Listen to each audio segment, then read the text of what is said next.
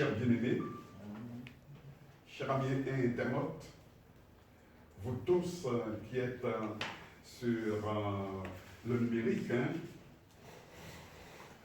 le temps est arrivé, je dirais, vous qui êtes chrétiens, le temps est arrivé pour aller à l'essentiel. Aller à l'essentiel.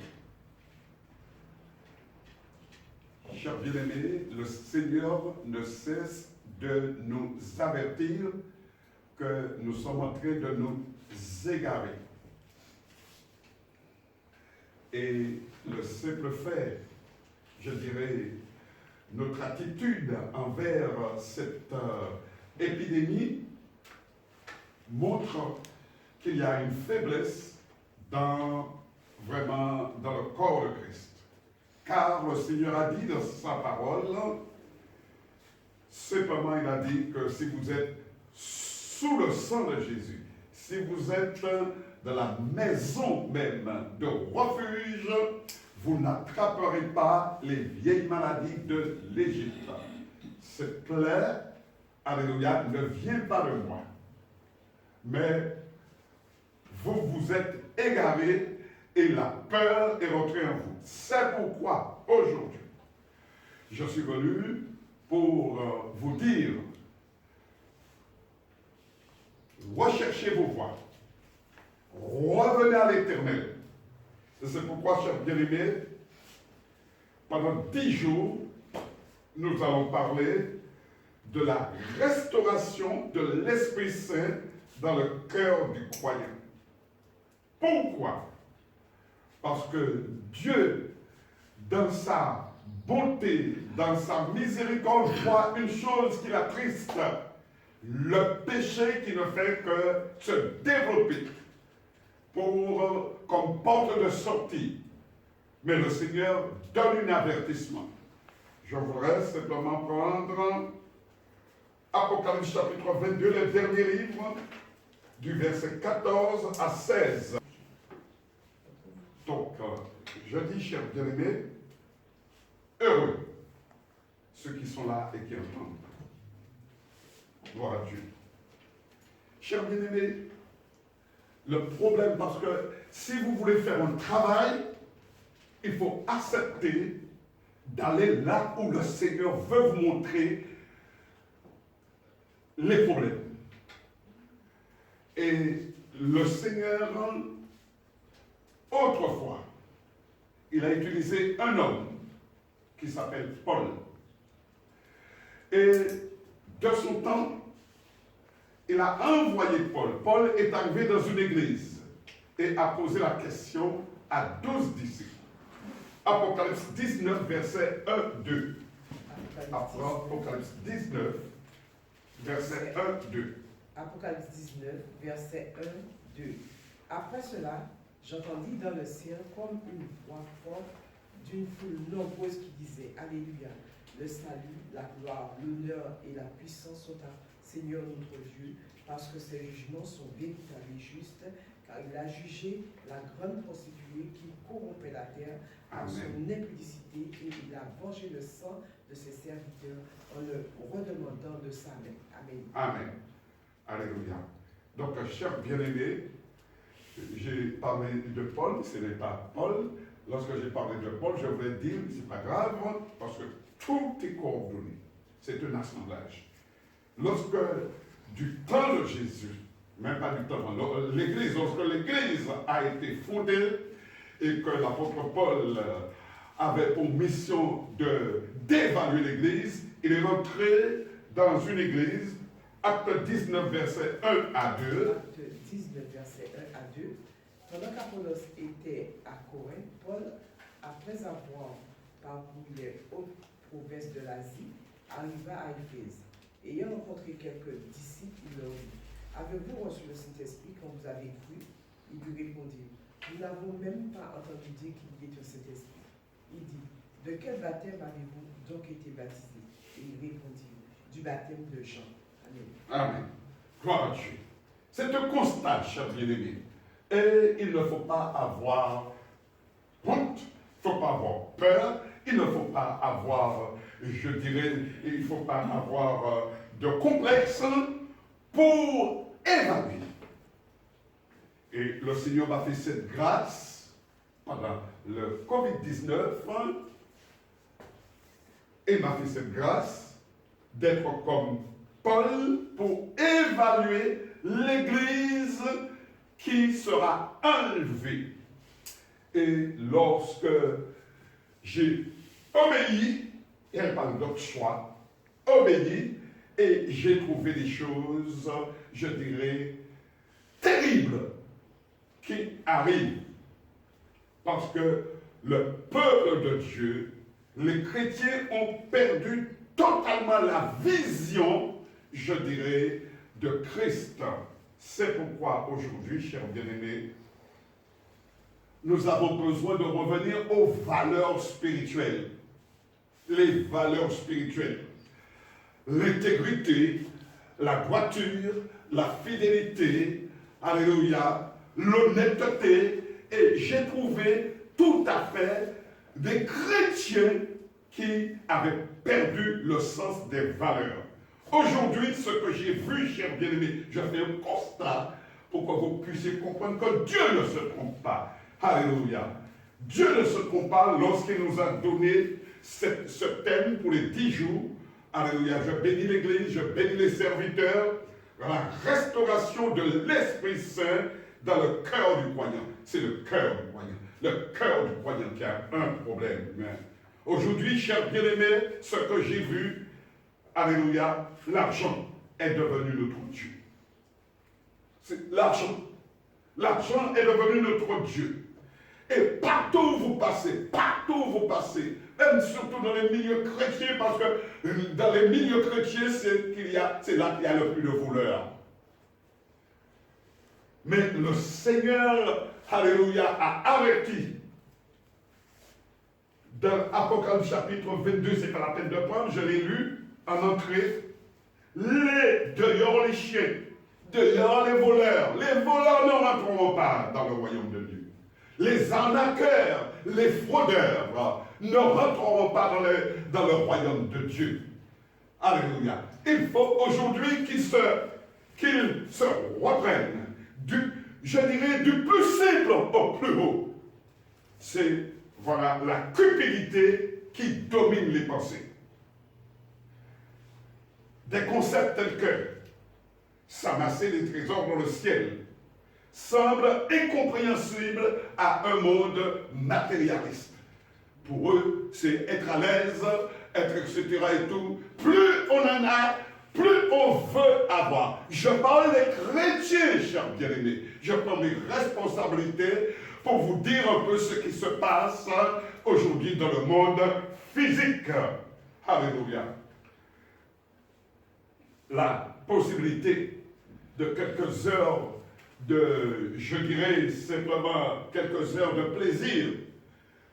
Ils sont prêts à tout payer. Ils sont prêts à vendre même leurs âmes. Mais ils sont à l'église. Ils vont à l'église. Mais je vous dis, chers bien-aimés, le Seigneur vient au secours je dirais, de ces enfants qui sont en train de se liquéfier, qui est en train de perdre la vision. Il n'y a plus de vision. C'est pourquoi le Seigneur, mes bien-aimés, envoie des hommes, son Église, ceux qui sont choisis pour un avertissement spécial. Donc, chers bien-aimés, alléluia, les chrétiens n'ont même pas le temps de lire la parole de Dieu pour voir le ferment de la victoire. Parce qu'il y a un combat dans le ciel et sur la terre. Mais le combat, chers bien-aimés, nous avons les armes comme Jésus. Il est écrit. Il est écrit. Si vous pouvez prier, vous pouvez jeûner. Alléluia. Et je dirais que les adversaires de Dieu l'ont fait. Mais il y a une chose. Lisez la parole de Dieu.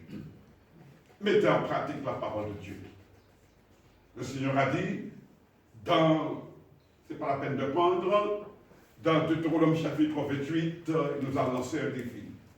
si vous demeurez dans ma parole, vous ferez encore de plus grandes choses comme moi. Le Seigneur attend que ses enfants se lèvent. Et c'est pourquoi, aujourd'hui, il nous donne, il nous rappelle. C'est une restauration, c'est une régénération. C'est vraiment, mes bien-aimés, un retour vraiment vers lui, une intimité. Il nous appelle à reviens vers moi, mon enfant, je t'attends. Romains 12, verset 1, 2. Romains 12, verset 1, 2. C'est la chair qui a un problème, c'est le cœur qui a le problème. Je vous exhorte donc, frères, par les compassions de Dieu, à offrir vos corps comme un sacrifice vivant, saint, agréable à Dieu, ce qui sera de votre part un culte raisonnable. Ne vous conformez pas au siècle présent, mais soyez transformés par le renouvellement de l'intelligence, afin que vous discerniez quelle est la volonté de Dieu, ce qui est bon, agréable et parfait. Amen.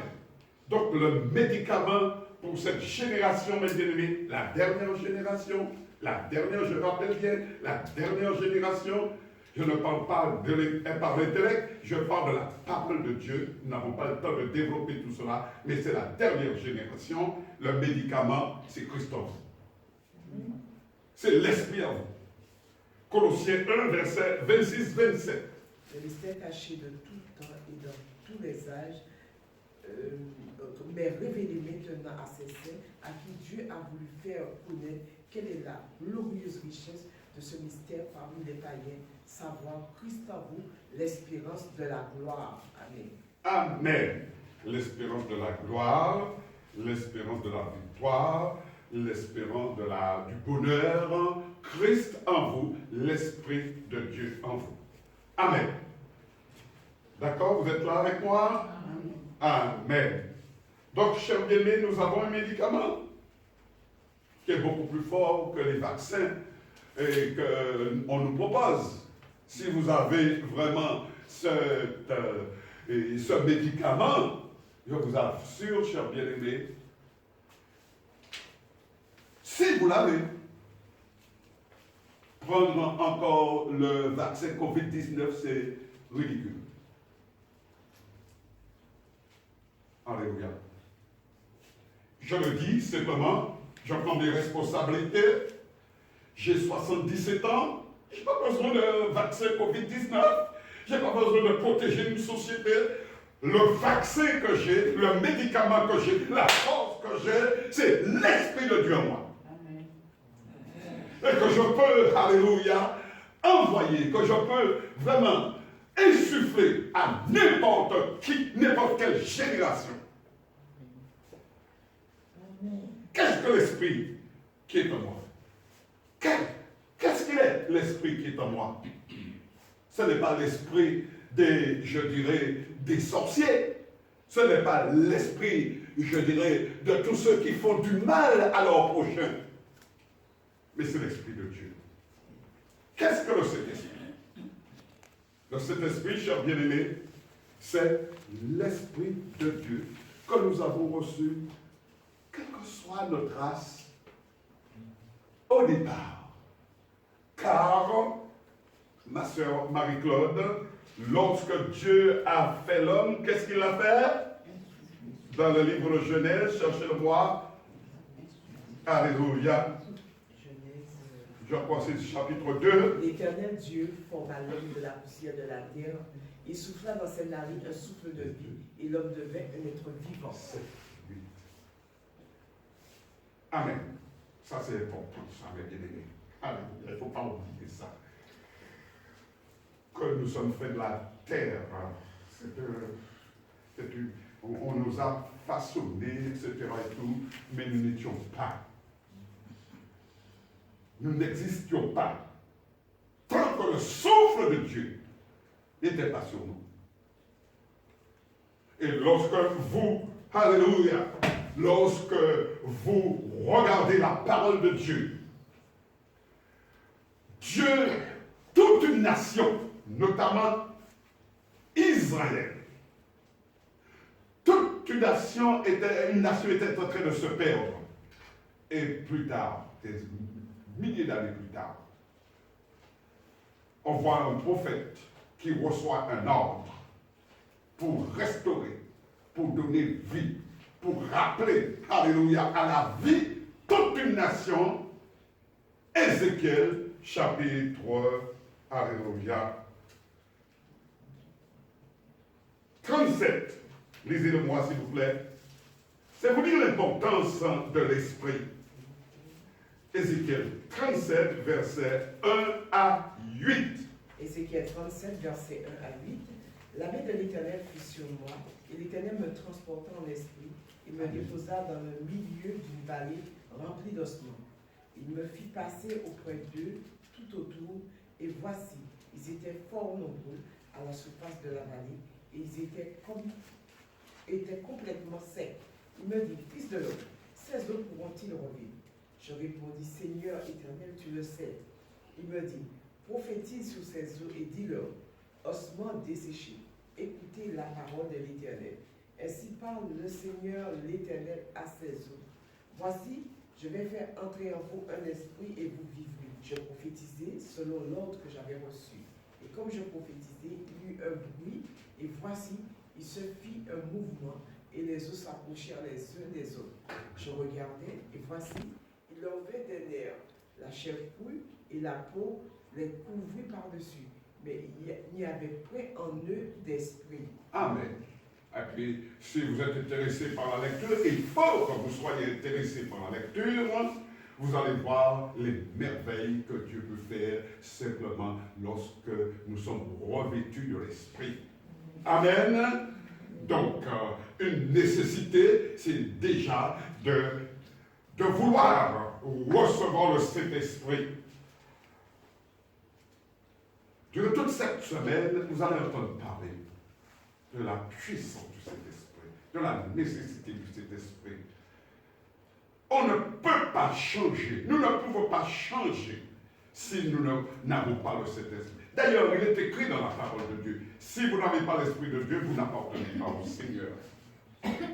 Chers bien-aimés, et pour terminer, parce que le temps qui m'était parti est court, comme je vous disais, le Saint-Esprit est l'Esprit de Dieu. Cet Esprit de Dieu qui demeure en Christ. Amen. Jean 14, verset 17. Jean 14, verset 17. Jean 14, verset 17. L'Esprit de vérité que le monde ne peut recevoir parce qu'il ne le voit point et ne le connaît point. Mais vous le connaissez, car il demeure avec vous et il sera en vous. Amen. Amen. Juste un avertissement à mes auditeurs. Je voudrais simplement leur dire, l'Esprit Saint, c'est l'Esprit de vérité. Il n'y a pas de menteur, il n'y a pas de menteur, il n'y a pas de fraudeur, il n'y a pas d'arnaqueur dans la maison de Dieu. Et celui qui se dit de connaître Christ doit avoir une transformation, un changement. C'est la parole qui est annoncée aujourd'hui aux nations. Je voudrais simplement encore dire, chers bien-aimés, prenez avec moi Romains 8, versets 9 à 11. Pour vous, vous ne vivez pas selon la chair, mais selon l'Esprit, si du moins l'Esprit de Dieu habite en vous. Continue. Si quelqu'un n'a pas l'Esprit de Christ, il ne lui appartient pas. Et si Christ est en vous, le corps, il est vrai, est mort à cause du péché, mais l'Esprit est vie à cause de la justice. Et si l'Esprit de celui qui a ressuscité Jésus d'entre les morts habite en vous, celui qui a ressuscité Christ d'entre les morts rendra aussi la vie à vos corps mortels par son Esprit qui habite en vous. Amen. Amen. Quel encouragement, chers bien-aimés. Quel encouragement. Le monde voudrait nous faire croire que tout est fini pour nous. Et le diable, l'Antichrist est en train de préparer son arrivée. Mais je dis, menteur. Menteur. Alors, chrétiens, j'aimerais simplement vous dire une chose. N'ayez pas peur d'évangéliser. N'ayez pas peur de sortir. N'ayez pas peur de parler. N'ayez pas peur même d'aller en mission. Parce que le Seigneur maintenant peut vous envoyer en mission auprès de vos parents, aux autres, pour leur dire la vérité. Parce que l'esprit qui est en vous, c'est un esprit de vérité. Simplement, là, je le dis pour moi. Alléluia. Parce que devant l'ampleur de cette tâche-là, parce que les hommes, ils sont de plus en plus violents, ils sont de plus en plus méchants, ils sont de plus en plus, mes bien-aimés, ils sont remplis d'esprits démoniaques. N'ayez pas peur. Dites la vérité. Car aujourd'hui, chers bien-aimés, le monde chrétien a besoin de gens qui se lèvent pour témoigner de la gloire de Dieu. Permettez-moi de vous dire une chose. Vous avez peur peut-être d'être critiqué, d'être jugé, etc. et tout. Mais lorsque Christ est venu, il n'a pas été critiqué, on n'a pas dit de lui toutes sortes de choses mauvaises. Cela l'a empêché de continuer son travail. Il savait pourquoi. Il était venu surtout pour sauver. Il était venu surtout pour dire la vérité. C'est pourquoi je terminerai en vous disant ceci, chers bien-aimés. Lorsque le Saint-Esprit vient habiter dans le corps de l'homme, dans le corps humain, alléluia, eh bien, on dit qu'on est baptisé du Saint-Esprit.